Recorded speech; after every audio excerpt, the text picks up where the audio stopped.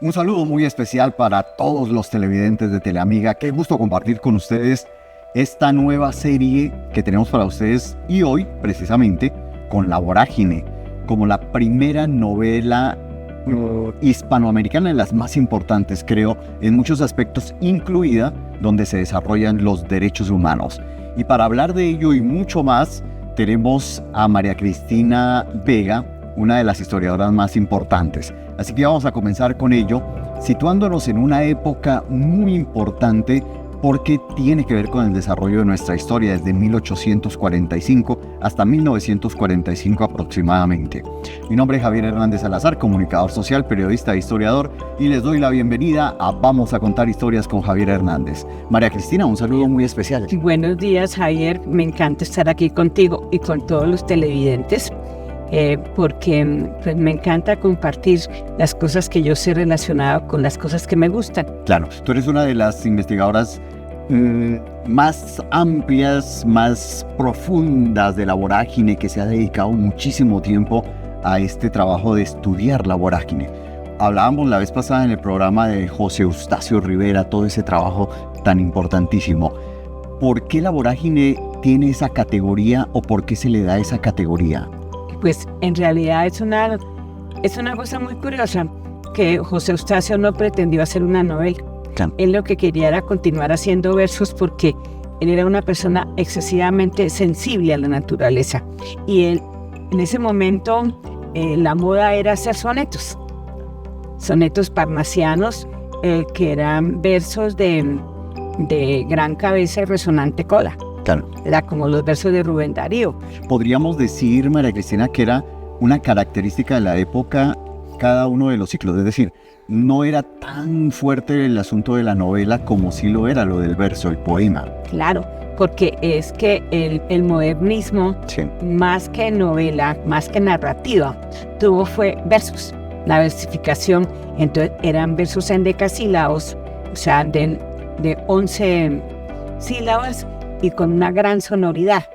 Incluso Rubén Darío lo que hace es traer al español prácticamente las palabras esdrújulas que conocemos y todas esas que tienen sentido de luz, rútilas, ¿no?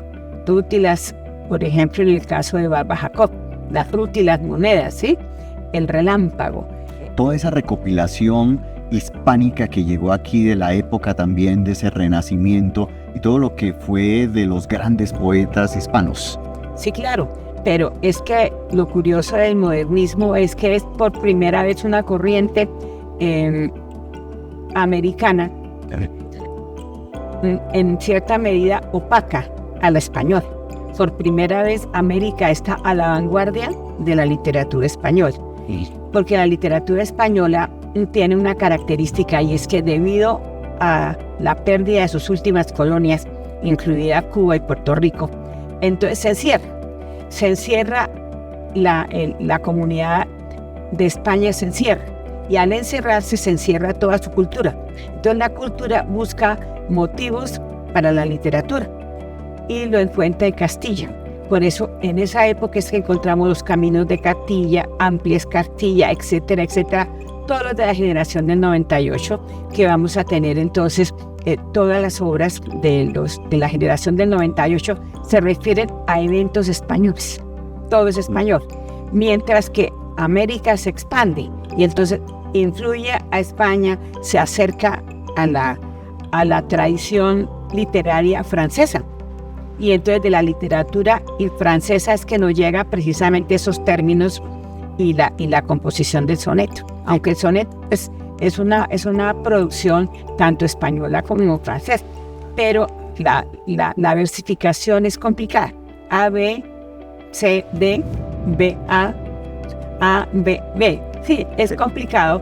Los 14 versos son complicados, los 14 versos del soneto. Y eso es lo que impregna La Vorágine. No. A José Eustacio Rivera. José Eustacio, obviamente, que creció en ese ambiente. Seguro que él en el colegio le hacían repetir.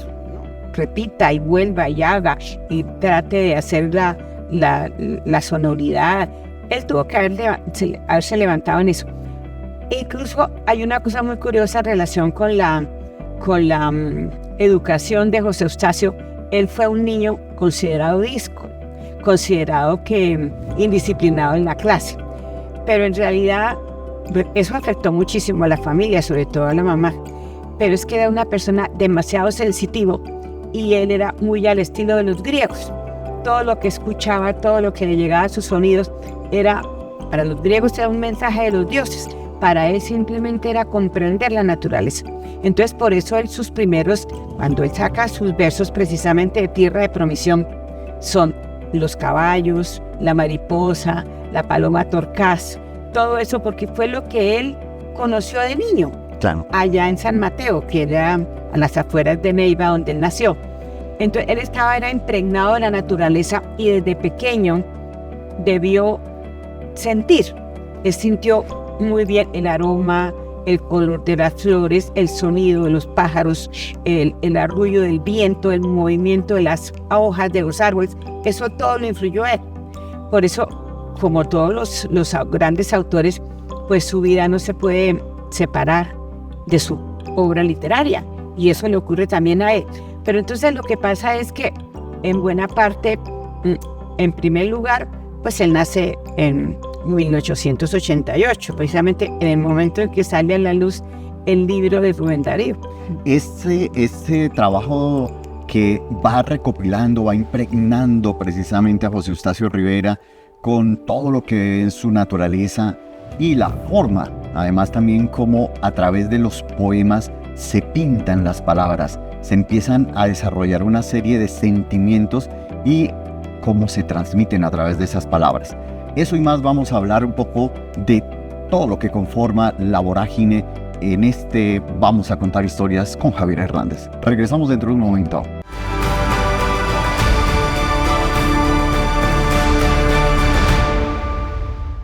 Regresamos y Vamos a Contar Historias con Javier Hernández, hablando de La Vorágine, la primera novela hispanoamericana, aquí en nuestra casa ya, que es el Museo Santander, donde los invitamos para que también conozcan parte de la historia de nuestra República de Colombia y además que tienen que ver no solamente con Colombia, sino con todo el mundo.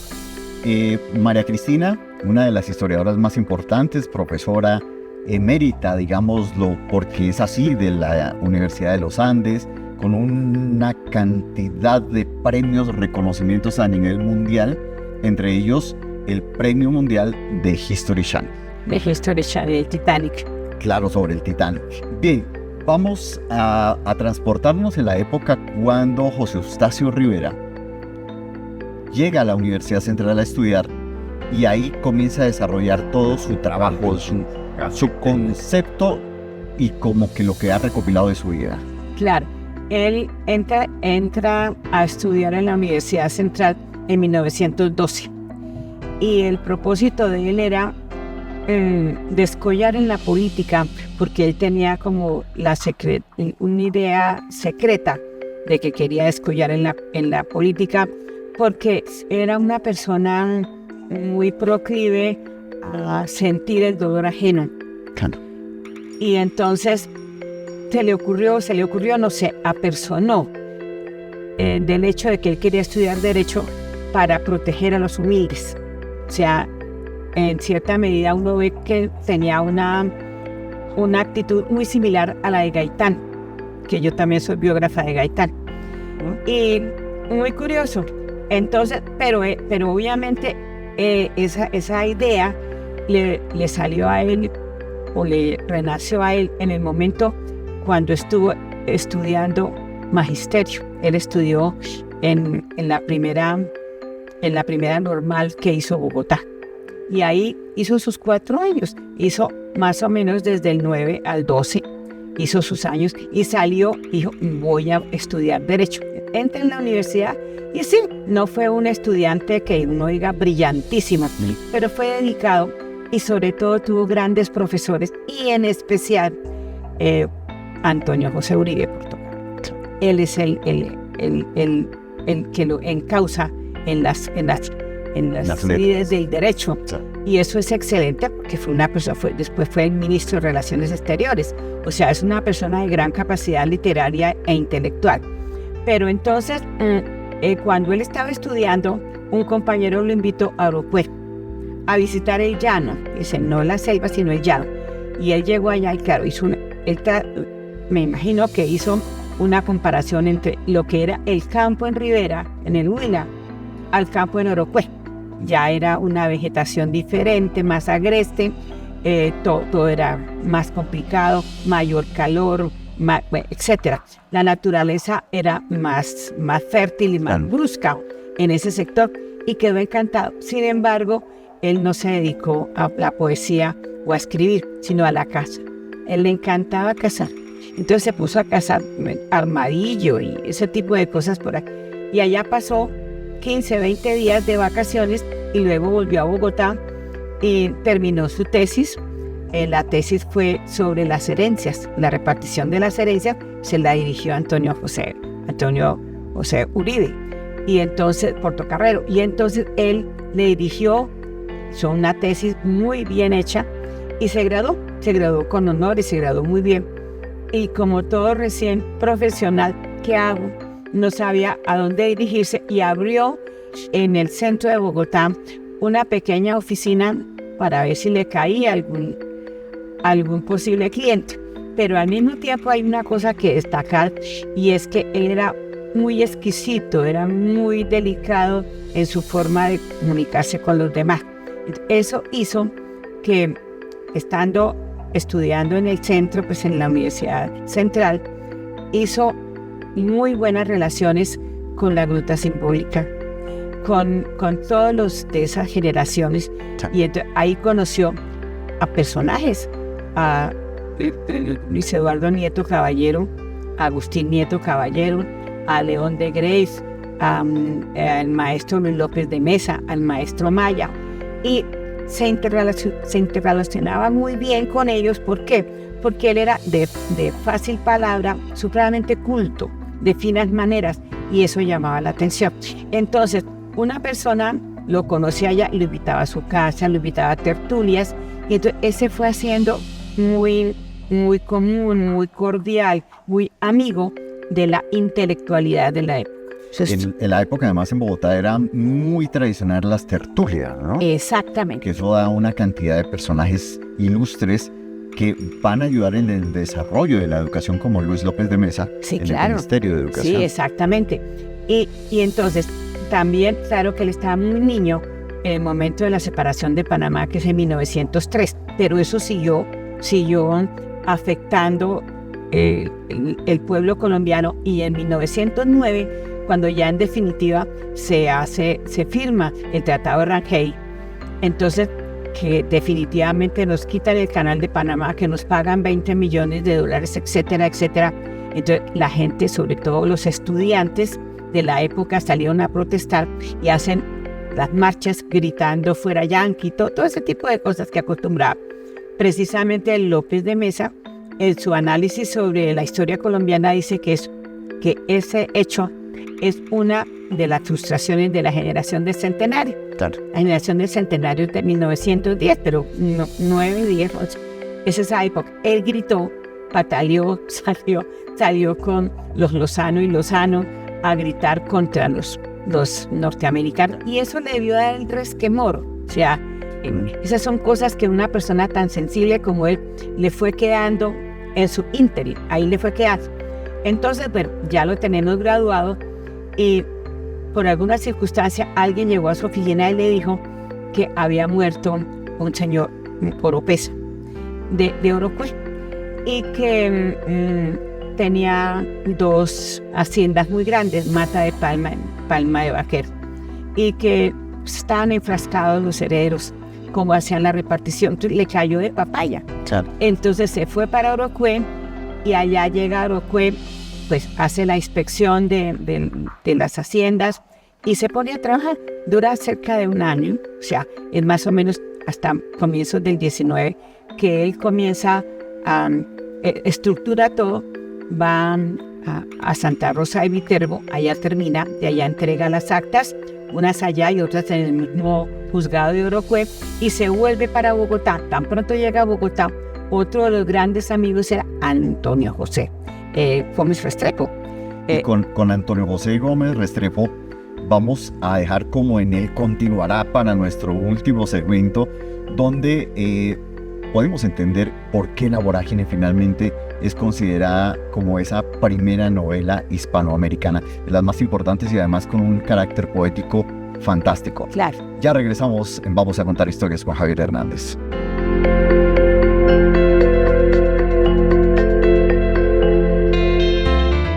Estamos en Vamos a Contar Historias con Javier Hernández, hablando de La Vorágine como primera novela hispanoamericana, en palabras, investigación y trabajo de María Cristina Vega, una de las historiadoras más importantes, y en este lugar que ya es nuestra casa, María Cristina. Claro que sí, Alma, yo fui directora aquí. Directora además de este museo, el Museo Santander, de la herencia de Francisco de Paula Santander, agradeciendo muchísimo además a Diego Fonegra, a doña Cecilia de Pallini, que nos ha facilitado este espacio y donde podemos hablar de historia en un lugar histórico.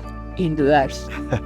Eso es lo mejor. María Cristina, cuando ya hacemos todo ese recuento histórico importante de cómo se desarrolla toda la intelectualidad, todo el proceso de ese sentimiento que viene a evolucionar también en José Eustacio Rivera, ¿por qué podemos decir entonces que La Vorágine se constituye en esa primera novela hispanoamericana con unas características formidables, admirados además por muchos intelectuales de todo el mundo? Claro, por supuesto.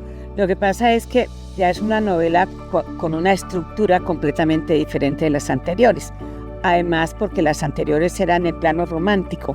Entonces, no se puede comparar pues la obra de José Asunción Silva. Son completamente diferentes. Que tiene su elemento romántico también. Obvio, obvio también, pero es un trato y un manejo de vocabulario y de manejo con la naturaleza completamente diferente, porque ambas tienen naturaleza, ¿no? Sí. Bueno, el asunto es que él, cuando ya estaba haciendo pues su reparto, su trabajo, él siguió con la idea era de hacer sonetos y le dio por tomar, como hacen los pintores, apuntes de circunstancias, de paisajes que él veía, él tomaba notica. Aprovechando todos esos recorridos que hacía para ayudar a la gente a través del derecho. Exactamente. Pero entonces vuelve a Bogotá, termina más o menos por allá, a comienzos de 1919, termina el pleito y llega a Bogotá.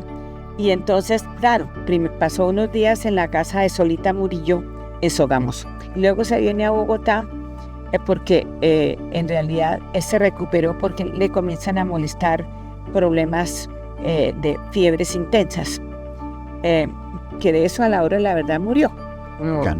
Tal vez debió ser paludismo o algo, eso no está seguro, pero bueno, el asunto es que él llega aquí a Bogotá y otra vez hace la relación con sus amigos y sacó lo que él tenía y que voy a hacer esto y todo. Entonces inmediatamente él selecciona lo que va a constituir los poemas de Tierra de Promisión y los saca, y obviamente que a la gente le parece fascinante porque el estilo, la temática era completamente diferente de lo que habíamos visto aquí todos los colombianos. Era la naturaleza agreste, ya del llano, y le llamó mucho la atención y le causó todo le pareció excelente. Entonces, pero tenía una cantidad de datos y si estaba en eso pensando, ya había logrado organizar Tierra de Promisión y la pasó a la imprenta cuando Antonio Gómez Restrepo, que era su mentor, entonces, y él ya estaba en el Congreso, entonces lo invita para que le colabore y entonces comienzan a hacer una buena pareja en el Congreso e inmediatamente nombran a Antonio Gómez Restrepo para que haga el deslinde de Venezuela, de acuerdo con la Confederación Helvética y todo ese litigio que había, el laudo arbitral, y se va con José Eustacio, se va a recorrer los límites de la Baja Venezuela, llegando hacia el Brasil, y él se va a revisar los mojones. Luego hay que tener en cuenta precisamente eso, que el literato es superior al analista jurídico de los límites. Pero él tenía de las dos. porque era el sentimiento, pero también tenía la noción jurídica. Claro, en eso sí era ideal la concepción. Y eso se ve en la novela. Claro, en la novela se alcanza a ver O perfectamente. sea que esa parte también, o esas dos, juntando esos dos elementos, es lo que nos va llevando a que tenga esa particularidad la novela y la podamos designar como esa novela especial y que caracteriza las novelas hispanoamericanas. No, y que el momento, además la primera novela de denuncia. Claro. Y entonces, ¿qué es lo que pasa? Cuando él les muestra a todos sus mentores, a todos sus amigos, toda esa cantidad de temática que le quedó por fuera de Tierra de Promisión, y ahí tenía de todas formas historias y cositas, le dice, pues enrede más y haga una narrativa, en lugar de... O sea, hilar todos los poemas. Sí, exactamente, haga una narrativa. Y entonces efectivamente comienza a pensar en ese momento de hacer una narración.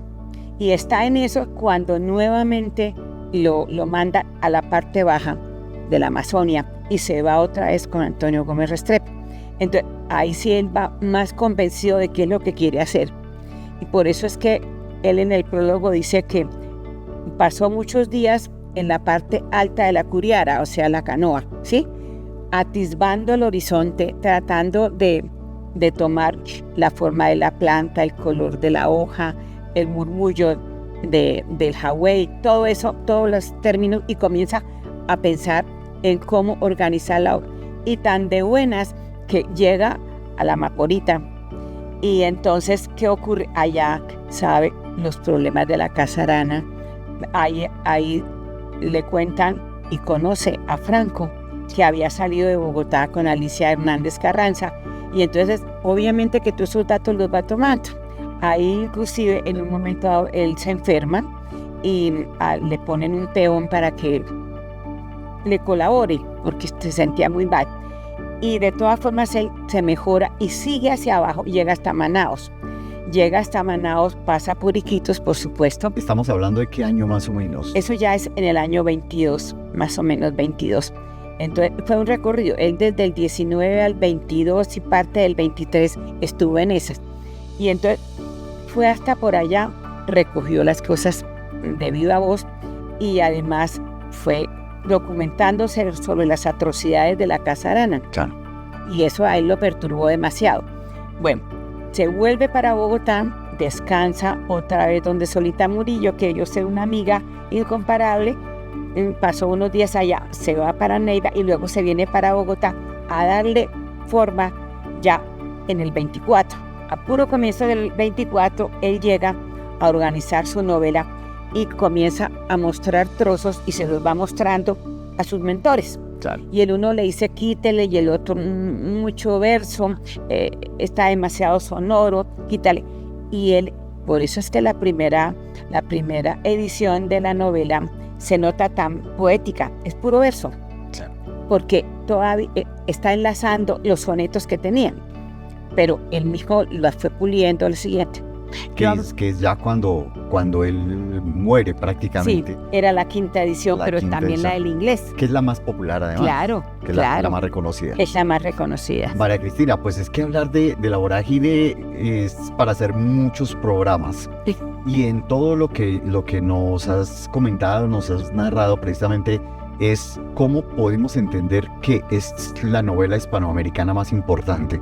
Porque tiene todos los elementos, como decías, lo jurídico, el sentimiento, lo literario, pero también lo poético. La naturaleza, la denuncia, o sea, todo lo que como seres humanos, las pasiones. Y con las pasiones nos tenemos que despedir, ¿sí? Porque se nos terminó el tiempo. Hay que pensar. Pero es la pasión de la literatura lo que nos mueve también sí, para maravilloso. hacer programas sí, porque como este. Estamos en mora de reconocer que él es el primero que habla de los derechos humanos. De los derechos humanos. De eso hablaremos en otro programa.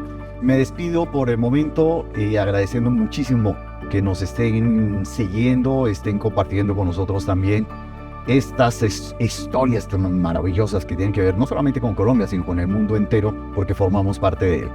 Agradecemos muchísimo a nuestro productor Edgar Jaime, agradecemos también a Diego Fonegra, a este maravilloso lugar que es el Museo Santander, carrera séptima con 150. Mi nombre es Javier Hernández Salazar, comunicador social y periodista e historiador, y los invito a nuestro próximo programa de Vamos a contar historias con Javier Hernández en Teleamiga. Muchas gracias.